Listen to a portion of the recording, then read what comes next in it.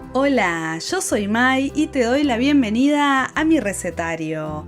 Hoy vamos a preparar un pan de molde o pan lactal integral que está buenísimo y es muy fácil de hacer.